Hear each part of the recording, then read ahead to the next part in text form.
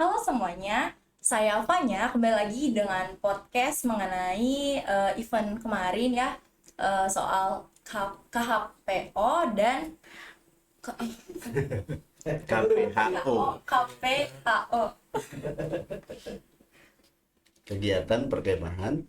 dan pindah golongan dari penggalan ke penegak gitu ya Pak. Sebelumnya boleh dijelaskan dulu mengenai eventnya Pak. Siapa yang Oke, kayak Pak ya. Non, silakan. Apa pertanyaan ini tadi ya? Kayak kurang jelas saya. Mengenai event Keberhasilan ya, bikin gitu ya. eh, sebelum itu apa aja sih Pak Oh, gitu, gitu. eventnya kita menyelenggarakan event apa? Baik, terima kasih banyak ya. Ya. Tadi mungkin banyak salah mengucapkan Iya. kata KPHO ya. Ya. Kegiatan perkemahan hasil orientasi ya, maka kita sebut dengan KPHO. Dan sepertinya di Bekasi ini hampir semua SMA itu mengenal kata KPHO gitu. Eh, Kegiatan itu memang ada kegiatan perkemahan, pelantikan anggota ekskul, dan juga kegiatan pelantikan ya anggota kepermukaan dari penggalang ke penegak ya. Nah, kalau ditanyakan berhasil nggak sih ya kegiatan tersebut, begitu mungkin maksudnya ya. Bicara berhasil atau tidak, nah tentu secara umum dikatakan sebuah kegiatan berhasil itu jika sesuatu yang direncanakan benar-benar bisa diterapkan. Jadi antara rencana dengan prasarananya, dengan faktanya di lapangan benar-benar itu kita laksanakan. Maka itu dikatakan berhasil.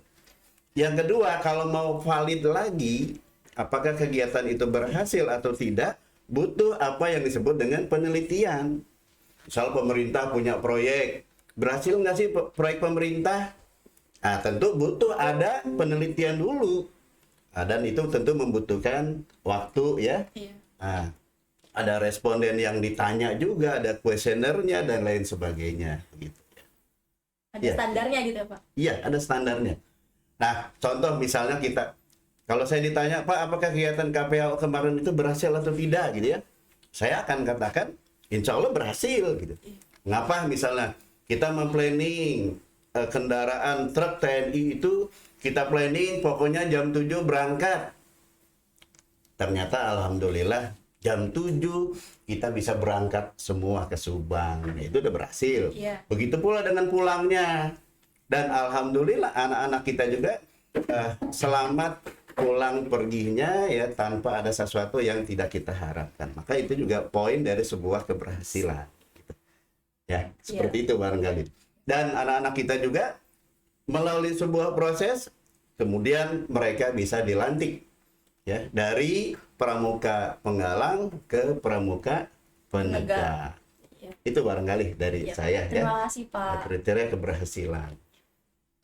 Nah, sebelumnya kriteria dari saya nih sebagai siswa, sebagai panitia juga, itu kriteria saya kepuasan dalam kegiatan tersebut gitu. Kepuasan di sini berarti dapat perasaan seru ya, pengalaman juga. Jadi dan memang sangat seru ya di Wagyu kemarin seru. Itu luar biasa itu. Saya benar-benar sampai jalan pagi-pagi itu saya lihat pemandangan dan anak-anak kayaknya menikmati itu. Karena berbeda juga ya dari Bekasi gitu.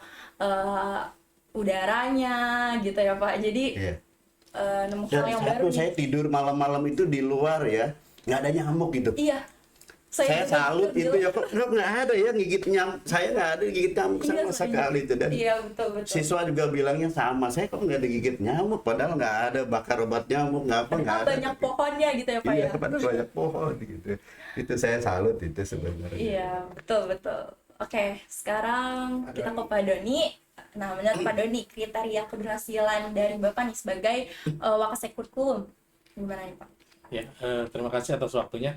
Kalau sebagai kurikulum, tentunya keberhasilan itu dilihat dari indikator-indikator gitu. Kalau kenaikan kelas gitu ya, misalnya kan ada jika siswa itu sudah memenuhi nilai KKM gitu ya, dan tidak ada pelajaran yang di bawah KKM itu, kalaupun ada maksimal itu 2 untuk jurusannya. Kemudian nilai perilaku harus baik gitu ya. Iya. Kemudian kehadiran itu tidak boleh kurang dari 90%. Nah, itu indikator itu harus terpenuhi gitu. Jadi kesuksesan itu apabila indikator-indikator itu telah tercapai gitu ya. Jadi kalau dari kurikulum seperti itu. Dan sebenarnya sih ada prasarana gitu ya. Prasarana juga menentukan sebenarnya proses. Jadi bukan menentukan nanti hasilnya, tetapi prosesnya nanti biasanya ketika kita misalnya di pembelajaran itu kita kan masih 2 shift ya, Iya, ada pagi siang. Dampaknya harus dikurangi tuh, jam tatap mukanya dikurangi, kemudian diganti dengan online, ditambah gitu ya, iya. ditambah melalui GCR dengan durasi 20 menit, jadi tercukupi itu. Nah, kesuksesan dalam proses belajar apabila itu sudah terpenuhi semua gitu ya. Jadi pembelajaran tatap mukanya 25 menit terpenuhi dan pembelajaran online 20 menit terpenuhi gitu. Oke, mungkin sekian ya yang dapat kami bertiga sampaikan. Terima kasih Pak atas waktunya. Ya, sama-sama. Sekian dari kami, kurang lebihnya mohon maaf. Saya akhiri. Terima kasih. Salam gubuk apung.